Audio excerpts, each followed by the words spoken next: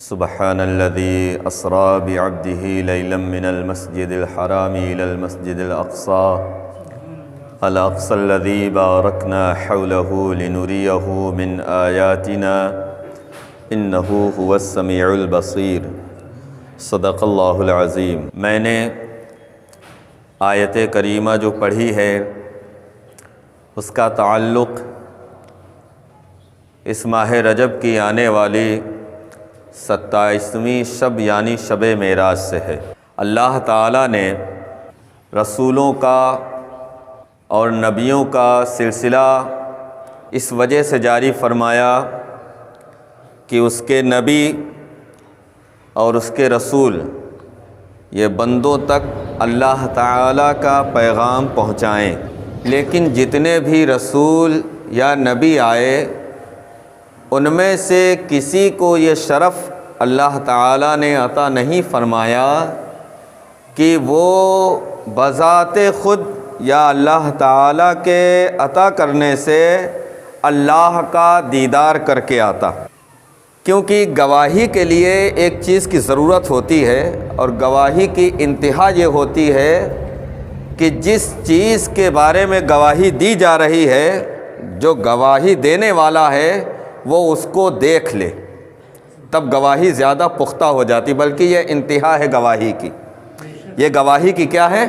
یہ انتہا ہے کہ ہم اس چیز کو دیکھ کر کہیں کہ اس محراب میں ماربل لگا ہوا ہے، تو یہ کیا ہو گیا کہ دیکھ کر گواہی دی ہے، یہ گواہی کی انتہا ہے، اب اس کے بعد کسی ثبوت کی ضرورت نہیں ہے۔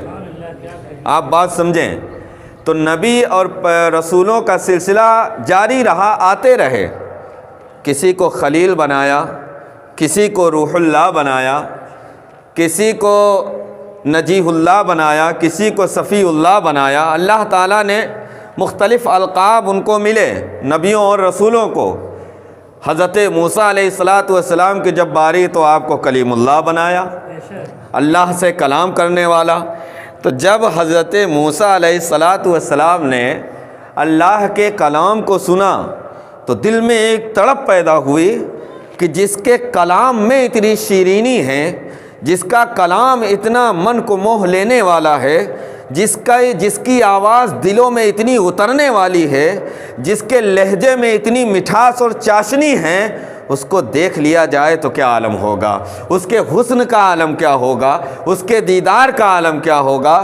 تو بارگاہ رب العزت میں عرض کیا، اے اللہ میں تجھے دیکھنا چاہتا ہوں، تیرا دیدار کرنا چاہتا ہوں، تیری میٹھی آواز میرے کانوں میں رس گھولتی ہے، لیکن میرا شوق اور میرا اضطراب اور بڑھ جاتا ہے۔ بارگاہ رحمت سے جواب آتا ہے، موسیٰ تمہاری آنکھ ہمیں نہیں دیکھ سکتی، تمہاری آنکھ مجھے نہیں دیکھ سکتی۔ موسیٰ علیہ السلام نے جب یہ سنا تو اب شوق اور بڑھا کہ پروردگار عالم کچھ تو دکھا دے، اپنا حسن ذات نہ دکھا تو اپنا حسن صفات تو دکھا دے، اپنے حسن صفات کی ایک تجلی ہی دکھا دے۔ اب موسیٰ علیہ السلام کو حکم ہوا کہ اے موسیٰ سب سے پہلے تمہارے اوپر یہ ضروری ہے میرے حسن صفات کی تجلیوں کو دیکھنے کے لیے کہ تم 40 روز تک روزے رکھو، 40 روز تک روزے رکھو۔ جب 40 دن مکمل ہو گئے تو اب حکم ہوا کہ کہاں آنا ہے، کہا اب طور پہاڑ کے اوپر آ جاؤ۔ اللہ اکبر، موسیٰ علیہ السلام وہاں پہنچے اور پھر اللہ تعالیٰ نے اپنے حسن صفات کی ایک تجلی کوہ طور پر ڈالی تو کوہ طور پارا پارا ہو گیا اور موسیٰ علیہ السلام بے ہوش ہو کر گر گئے۔ کتابوں میں لکھا ہوا ہے دیدار کر کے واپس لوٹے تو آنکھوں میں اس قدر تجلیات ربانی کی روشنی تھی اور کرنیں تھیں کہ جو بھی ان کو دیکھتا اس کی آنکھ ہی ضائع ہو جاتی تھی۔ آنکھ سے آنکھ اگر کوئی ملا لیتا تھا تو اس کی آنکھ چلی جاتی تھی۔ گھر پہ پہنچے تو آپ نے نقاب ڈال لیا، اور جانتے ہیں یہ میں مختصراً بتا رہا ہوں، آپ نے کئی چیزوں کا نقاب بنوایا کہ کسی طریقے سے یہ معاملہ رک جائے۔ اللہ تعالیٰ کا حکم ہوا کہ میرے جو برگزیدہ بندے ہیں ان کے کپڑوں کو لے لو اور پھر اس سے نقاب بنا لو، اس کو اپنی آنکھوں پہ ڈالو تو پھر کسی کی آنکھیں ضائع نہیں ہوں گی۔ اللہ اکبر۔ تو پتہ یہ چلا کہ بزرگوں کا جو لباس ہوتا ہے نا، بطور تبرک اس سے برکتیں حاصل کی جا سکتی ہیں۔ اللہ اکبر، میں مختصر کرتا ہوں۔ حضرت موسیٰ علیہ السلام اپنے گھر آئے، نقاب ڈالے ہوئے انہی تبرکات کپڑوں کا، بابرکت کپڑوں کا نقاب چہرے پر پڑا ہوا ہے۔ آپ کی بیوی حضرت صفورہ رضی اللہ تعالی عنہا ہیں، وہ کہتے ہیں کیا بات ہے کہ آج آپ اپنے چہرے پر نقاب ڈالے ہوئے ہیں؟ تو آپ نے ارشاد فرمایا کہ بات یہ ہے کہ جب سے میں اپنے رب کی تجلیوں کا دیدار کر کے آیا ہوں، جو آنکھ میری آنکھ سے ٹکراتی ہے وہ آنکھ ضائع ہو جاتی ہے، یعنی پھوٹ جاتی ہے۔ تو حضرت صفورہ نے کہا کہ اب میری آنکھ رہے یا جائے، میں تو ایسی ہزاروں آنکھیں قربان کرنے کے لیے تیار ہوں کہ بس مجھے رب کی تجلی کا دیدار ہو جائے، ان آنکھوں کا دیدار ہو جائے جن آنکھوں نے رب کی تجلی کو دیکھا ہے، رب کے نور کو دیکھا ہے۔ تو حضرت موسیٰ علیہ السلام نے پہلے بہت سمجھایا کہ نہیں ایسا نہ کرو، تمہاری آنکھ ضائع ہو جائے گی۔ تو کہا کہ نہیں، میں نہیں مانوں گی اور میں دیدار کر کے ہی رہوں گی۔ تو کہا ٹھیک ہے۔ اب حضرت صفورہ نے یہ کیا کہ اپنی ایک آنکھ پر اپنا ہاتھ رکھا اور حضرت موسیٰ علیہ السلام نے چہرے سے نقاب ہٹایا، جیسے ہی آنکھوں سے آنکھیں ٹکرائیں حضرت صفورہ کی آنکھ فوراً ضائع ہو گئی۔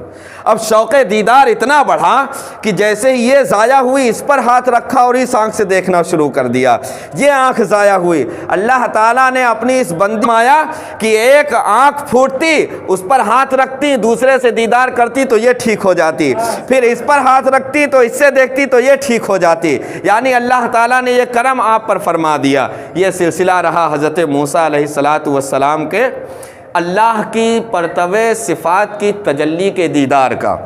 اب آؤ ادھر آیت کریمہ کی طرف۔ اللہ اکبر، میں نے جو بات شروع میں کہی کہ گواہی کی انتہا یہ ہے کہ دیکھ کر گواہی دے دی جائے تو پھر اس کے بعد ثبوت کی ضرورت نہیں رہتی ہے۔ اب اللہ تعالیٰ نے ارشاد فرمایا اپنے محبوب کے بارے میں، سبحان الذی اسرا۔ سبحان کے معنی ہوتے ہیں پاکی کے، یعنی جب کسی چیز کی بڑائی، بزرگی یا پاکی بیان کی جائے تو اس کے لیے لفظ سبحان کا استعمال کیا جاتا ہے۔ اب اس میں ایک نقطہ خاص طور سے قابل ذکر ہے اور قابل توجہ ہے کہ جب لے جانے والا اللہ ہے تو اس کو یہ ضرورت نہ تھی کہ وہ یہ کہے کہ سبحان الذی، یہ ضرورت نہ تھی، کیونکہ سبھی جانتے تھے، اس دور کے لوگ بھی جانتے تھے جو کہ توحید پرست نہیں تھے، وہ بھی اللہ رب العزت سے کچھ نہ کچھ ان کی عقیدت تھی۔ یعنی اگر اتنا ہی کہا جاتا کہ اسریٰ بعبدہ لیلا من المسجد الحرام الی المسجد الاقصی تو یہ بات بھی لوگ تسلیم کر سکتے تھے، لیکن جب واقعہ جتنا اہم ہوتا ہے نا، اس کے بتانے کا ڈھنگ ہی اتنا اہم ہوتا ہے۔ جس طریقے سے الف لام میم، قرآن جیسے شروع کیجئے ذالک الکتاب لا ریب فیہ، وارننگ پہلے دے دی گئی کہ پڑھنے تو جا رہے ہو کلام کو، ذالک الکتاب لا ریب فیہ۔ ریب جانتے کس کو کہتے ہیں؟ ریب کا معنی یہ ہوتا ہے کہ رتی برابر۔ ریب کہتے ہیں کہ رتی برابر اگر شک ہے تو اسے بھی ہٹا دیا جائے، رتی برابر۔ تو کہا ذالک الکتاب لا ریب فیہ، پڑھنے تو جا رہے ہو لیکن سنو یہ وہ کتاب ہے جس میں ذرہ برابر شک نہیں۔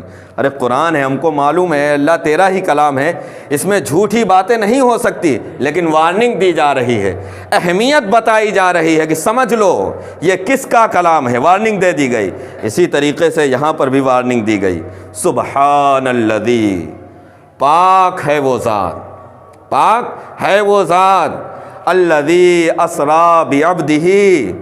اسریٰ کے معنی ہوتے ہیں رات کو سیر کرنا یا چلنا، الاسراء یعنی رات کو چلنا، رات میں سیر کرنا۔ اس کا معنی یہ نہیں ہوتا کہ رات کو نیند میں چلنا، اس کا معنی کیا ہوتا ہے کہ جاگنے کی حالت میں چلنا، الاسراء کا معنی۔ تو کیا فرمایا؟ الذی اسریٰ بعبدہ، جو لے گئی رات کے حصے میں، راتوں رات، کس کو؟ اپنے محبوب بندے کو، بعبدہ، اپنے محبوب بندے کو۔ اب کہاں سے کہاں تک لے گئی؟ من المسجد الحرام، مسجد حرام سے کہاں تک لے گئی؟ الی المسجد الاقصی، مسجد اقصی تک۔ کیوں لے گئی؟ کوئی وجہ تو ہوگی۔ تو فرمایا من المسجد الحرام الی المسجد الاقصی الذی بارکنا حولہ لنریہ من آیاتنا، اس لیے لے جایا گیا کہ جو ہم نے نشانیاں رکھی ہیں ان کو اپنے محبوب کو دکھلا دیں، انہو هو السمیع البصیر، اور وہی رب ہے جو سننے والا بھی ہے اور دیکھنے والا بھی ہے۔ اب آیت کریمہ کا ترجمہ آپ کی سمجھ میں آیا۔ اب اللہ تعالیٰ نے جب اپنے محبوب کو معراج کرائی تو کچھ لوگوں کو یہ اعتراض ہوا اس زمانے میں بھی، اور پھر اس مسئلے میں اختلاف بھی ہوا کہ یہ معراج جو تھی یہ جسمانی طور پر تھی یا روحانی طور پر، اس میں اختلاف ہوا۔ تو اللہ تعالیٰ نے بعبدہ کا لفظ استعمال فرما کر یہ بتلا دیا کہ میں نے اپنے محبوب کو جو سیر کرائی ہے وہ روحانی نہیں ہے بلکہ وہ جسمانی معراج ہے، وہ جسمانی معراج ہے۔ میرا محبوب مجھ سے ملنے آیا اس حالت میں کہ وہ جسم و جسمانیات کے ساتھ میں تھا۔ اللہ اکبر، یہ ایک بات ہوئی۔ اب کچھ لوگوں کو یہ بھی اعتراض تھا اس زمانے میں، اور ہوا بھی بعد میں کہ یار یہ بات تو عقل میں آنے والی نہیں ہے کہ آدمی رات میں مسجد حرام سے سفر کرے اور پھر مسجد اقصیٰ تک پہنچے اور وہاں سے آسمانوں کی سیر کرتا ہوا پھر عرش اعظم سدرۃ المنتہا عرش و کرسی سے اوپر نکلتا ہوا مقام قابہ قوسین کی منزلوں تک پہنچ جائے۔ عقل میں آنے والی بات ہے؟ لیکن آپ کو میں بتا دوں کہ جب بات عقل میں انسان کے نہ آئے اور عادت کے خلاف ہو اور وہ انجام اللہ رب العزت کی طرف سے پائے تو اسے نشانی کہا جاتا ہے۔ اسے کیا کہا جاتا ہے؟ آیت، یعنی نشانی کہا جاتا ہے۔ اور بات سمجھ میں نہ آئے، انسان کی عقل سے دور ہو اور وہ کسی پیغمبر سے ظاہر ہو تو اسے معجزہ کہا جاتا ہے۔ اسے کیا کہا جاتا ہے؟ معجزہ۔ تو یہ معراج جو ہے یہ پیارے آقا صلی اللہ علیہ وسلم کا معجزہ ہے، اور معجزہ کہتے ہی اس چیز کو ہیں جو انسان کی عقل میں سمجھ ہی میں نہ آئے۔ اب کچھ لوگوں کو اعتراض ہونا تھا کہ یہ بات ہماری سمجھ میں نہیں آتی، اور نہ ہی تعالیٰ نے اس بات کو بھی خارج کرتے ہوئے ارشاد فرمایا اسرا، سبحان الذی اسرا۔ میرے محبوب کا یہ دعویٰ نہیں ہے کہ میں گیا ہوں، میرے محبوب کا دعویٰ نہیں ہے کہ تم ان پر اعتراض کرو کہ رسول رحمت فرمانے کہ میں گیا ہوں مسجد حرام سے مسجد اقصیٰ تک پھر آسمانوں تک۔ ذرا کلام کو غور سے سنو، اسے سمجھو۔ اللہ خود کہہ رہا ہے کہ لے جانے والی ذات جو ہے وہ اللہ رب العزت کی ذات ہے، اور وہ ہر چیز پر قادر ہے، ایک لمحے میں ایک سیکنڈ میں اس بات پر قادر ہے کہ تمام عالم کو معراج کرا دے، اس بات پر قادر ہے۔ تو اللہ تعالیٰ نے اس بیجا دلیل کو بھی خارج کر دیا اپنے قول سے کہ لے جانے والا کون ہے؟ میں ہوں لے جانے والا۔ اب کتنی دیر تک اور کتنی دیر میں معراج ہوئی؟ کہا لیلن، کیا کا ارشاد فرمایا؟ لیلم۔ اور لیلن پہ یہ جو دو زبر جو لیلن پر لگے ہوئے ہیں اس کو تنوین نکرہ کہا جاتا ہے، تنوین تنکیر ہے یہ، اللہ اکبر، جس کا معنی یہ ہوتا ہے کہ رات کے تھوڑے سے حصے میں، رات کے تھوڑے سے حصے میں، اور مفسرین فرماتے ہیں کہ رات کے ایک دم مختصر سے حصے میں۔ اور بعض لوگوں نے تو یہاں تک بیان کیا کہ سرور عالم صلی اللہ علیہ وسلم کو معراج اس عالم میں ہوئی کہ آپ جب دروازے سے اٹھ کر گئے تھے تو کنڈی جیسے ہل رہی تھی نا، جب واپس آپ جلوہ فرما ہوئے تو کنڈی ہلتی ہوئی ہی تھی اور بستر مبارک آپ کا گرم تھا۔ اللہ اکبر۔ تو اس میں کسی کو کوئی شک نہیں ہونا چاہیے۔ وجہ یہ ہے کہ جو اس نظام کو چلا رہا ہے، جو رات و دن کو طلوع کر رہا ہے، رات کو اندھیریوں کی طرف لے جا رہا ہے، دن کو اجالے کی طرف لا رہا ہے، وہ اس بات پر قادر ہے کہ نظام کائنات کو روک کر اپنے محبوب کو اپنا دیدار کرا دے۔ اللہ اکبر۔ اب نبی کریم صلی اللہ علیہ وسلم میں اس واقعے کی طرف جانا ہی نہیں چاہتا ہوں کیونکہ وقت بڑا مختصر، میں بات کو ایک دم وہاں سے ختم کر کے اس طرف آ رہا ہوں کہ واقعہ معراج آپ نے سنا ہے، کبھی موقع ملے گا انشاءاللہ تو لمبا موضوع ہے، کم از کم گھنٹہ ڈیڑھ گھنٹہ ہونا چاہیے بات کرنے کے لیے، تو پھر بات میں سننے میں اور سمجھنے میں مزہ آئے گا۔ اب آپ نے یعنی نبی کریم صلی اللہ علیہ وسلم نے جو معراج کی رات مشاہدات کیے، مشاہدات تو ساری چیزوں کا، خود آقا کریم صلی اللہ علیہ وسلم ارشاد فرماتے ہیں کہ اللہ تعالیٰ نے مجھے میرے سامنے زمین کو رکھ دیا، میں نے اس کو پورا کا پورا مشاہدہ کر لیا، پوری زمین، پوری جنت کا مشاہدہ کیا، جہنم کا مشاہدہ کیا، ہر چیز کو دیکھا۔ اللہ اکبر۔ یہاں تک آپ ارشاد فرماتے ہیں کہ میں نے حضرت آدم علیہ السلام کو دیکھا اور تمام انبیاء کو دیکھا، پھر حضرت جبریل امین نے مجھے کچھ باتیں بتائیں ان میں سے ایک بات یہ بھی بتائے کہ یا رسول اللہ صلی اللہ علیہ وسلم یہ جو گروہ آپ دیکھ رہے ہیں یہ بہت ساری جماعتیں آپ کو نظر آ رہی ہیں. تو پیارے آقا صلی اللہ علیہ وسلم نے اپنے سر مبارک کو اٹھا کر دیکھا، بہت ساری جماعتیں، بہت سارے لوگ نظر آ رہے ہیں. تو نبی کریم صلی اللہ علیہ وسلم نے حضرت جبریل علیہ الصلاۃ والسلام سے ارشاد فرمایا جبریل یہ کون لوگ ہیں؟ تو پیارے حضرت جبریل علیہ الصلاۃ والسلام نے عرض کیا رسول اللہ صلی اللہ علیہ وسلم یہ آپ کی امتی ہیں. سبحان اللہ، یہ آپ کے امتی ہیں. اور پھر آگے حضرت جبریل علیہ الصلاۃ والسلام نے یہ بھی عرض کیا یا رسول اللہ اور ان میں سے وہ لوگ بھی ہیں جنہیں اللہ تعالی بے حساب جنت میں داخل فرما دے گا اور ان کی تعداد 70,000 کے برابر ہے. اللہ اکبر. یعنی یہ بات بھی بتلائی کہ آپ کے امتیوں میں سے 70,000 کے گروہ وہ ہیں جو بے حساب کے جنت میں داخل ہوں گے. پھر آپ پیارے آقا صلی اللہ علیہ وسلم ارشاد فرماتے ہیں کہ میں نے دیکھا، میں مشاہدات بتا رہا ہوں آپ کو، میں نے دیکھا کہ کچھ لوگ ہیں قینچیوں سے اپنے ہونٹوں کو کاٹ رہے ہیں، قینچیوں سے اپنے ہونٹوں کو کاٹ رہے ہیں. نبی کریم صلی اللہ علیہ وسلم نے ارشاد فرمایا جبریل یہ کون لوگ ہیں؟ یہ کون لوگ ہیں؟ تو حضرت جبریل علیہ الصلاۃ والسلام نے عرض کیا یا رسول اللہ صلی اللہ علیہ وسلم یہ آپ کی امت کے علماء ہیں، یہ آپ کی امت کے عالم دین ہیں. کہا یہ اس عذاب میں کیوں مبتلا ہیں؟ کہا اس وجہ سے کہ یہ لوگوں کو تو اسلام پر عمل کرنے کی باتیں بتاتے تھے.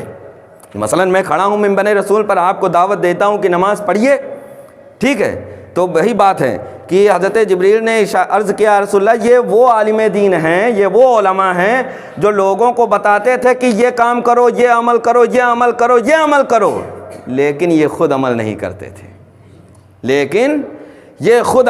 کرتے تھے، اس لیے یہ اس عذاب میں مبتلا ہیں، اس لیے یہ اس عذاب میں مبتلا ہیں. پھر آگے آقا کریم صلی اللہ علیہ وسلم آگے بڑھے، دیکھا کہ کچھ لوگ ہیں ان کے سروں کو پتھروں سے کچلا جا رہا ہے اور ادھر پتھر پڑتا ہے ان کا سر ایک دم پچک جاتا ہے، اور پھر اللہ تعالیٰ کی قدرت سے جیسے وہ پتھر ہٹتا ہے پھر وہ سر صحیح ہوتا ہے، پھر وہ پتھر ان کے سر پر پڑتا ہے اور پھر پچک جاتا ہے. حضور نبی کریم صلی اللہ علیہ وسلم نے ارشاد فرمایا جبریل یہ کون لوگ ہیں؟ کہا یا رسول اللہ صلی اللہ علیہ وسلم یہ آپ کی امت کے نمازی ہیں، یہ آپ کی امت کے وہ لوگ ہیں جو نمازیں نہیں پڑھا کرتے تھے، اور ان پر یہ عذاب اسی طریقے سے ہوتا رہے گا. تو یہ مشاہدات معراج ہے جو نبی کریم صلی اللہ علیہ وسلم نے معراج کی رات میں دیکھے ہیں. آپ نے مشاہدہ کیا ان چیزوں کا. پھر نبی کریم صلی اللہ علیہ وسلم نے دیکھا کہ کچھ لوگ بیٹھے ہوئے ہیں اور ان کے سامنے اچھا گوشت رکھا ہوا ہے، حلال کھانا رکھا ہوا ہے، لیکن وہ بدبودار گوشت کھا رہے ہیں اور اس کھانے کو نہیں کھا رہے ہیں. نبی کریم صلی اللہ علیہ وسلم نے ارشاد فرمایا جبریل یہ کون لوگ ہیں؟ کہا یا رسول اللہ صلی اللہ علیہ وسلم یہ آپ کی امت کے وہ لوگ ہیں جو زنا کیا کرتے تھے. کیا کرتے تھے؟ جو زنا کیا کرتے تھے. یعنی ان کے پاس بیویاں تھیں، حلال طریقے سے اپنی بیویوں کے پاس یہ جا سکتے تھے، لیکن اپنی بیویوں کے پاس نہ جا کر کے یہ غیر عورتوں کے پاس جاتے تھے، ان کے بستر پر پہنچتے تھے. اس لیے ان کو یہ عذاب اللہ تعالیٰ نے عطا کیا ہے اور یہ اسی عذاب میں صبح قیامت تک مبتلا رہیں گے. اللہ اکبر. اسی طریقے سے جو زکوٰۃ نہیں دیتے تھے ان کا بھی آپ نے مشاہدہ کیا. ارے بہت سارے مشاہدات ہیں. بتانے کا مقصد یہ ہے کہ معراج کی رات میں اللہ رب العزت نے اپنے محبوب کو بے شمار چیزیں عطا فرمائیں. ان چیزوں میں سے جو سب سے عظیم تحفہ عطا فرمایا ہے وہ نماز ہے. وہ کیا ہے؟